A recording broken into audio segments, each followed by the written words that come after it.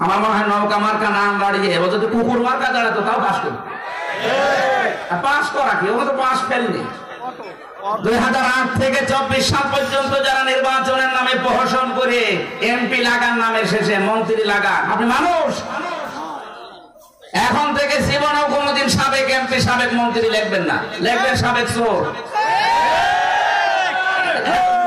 ঠিক আছে, আর একটু বেশি করে লিখতে পারেন সাবেক ডাকাত, কারণ আপনারা যা করেছেন হয় চুরি নাই ডাকাতি। এখন বলছেন যা করেছেন তাই তো বলছি, তো বেশি বলছি না, কারণ আমি নিজে দেখেছি। জেলে আমার সাথে এক ওসি ছিল, এক ওসি সাহেব আমারে বলছে, হুজুর আমি এই নির্বাচনে বাইরে ছিলাম, আমি রাত 12টার পর থেকে ভোট কাটা আরম্ভ করলাম, ফজরের আজান পর্যন্ত কাজ করলাম, বাক্স ভর্তি করে জায়গা মতো পাঠিয়ে দিলাম।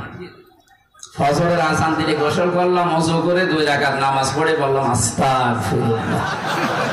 হুজুর আমার এই তাওবা কি হয়েছে? না, আপনার কিসের তাওবা? আপনি কি আল্লাহর কাছে দোষ করেছেন যে আস্তাগফিরুল্লাহ পড়েন? আপনি দোষ করেছেন হামজার কাছে। কি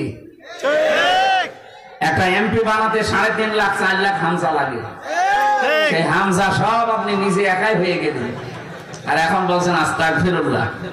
আল্লাহর কাছে দোষ করলে আস্তাগফিরুল্লাহ পড়তেন, দোষ করেছেন হামজার কাছে। আগে 4 লাখ হামজার কাছে যাবেন, ঘরে ঘরে যে বলবেন যে আমি এই কাজ করেছি, আপনারা আমারে মাফ করবেন।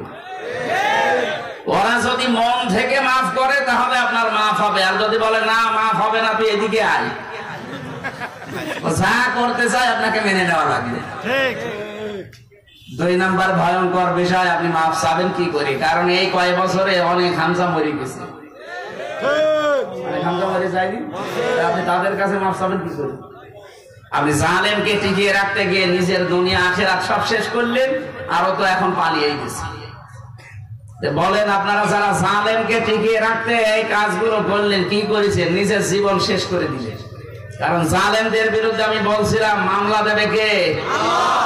আল্লাহ নিজে মামলার বাদী। আপনি টের পাচ্ছেন?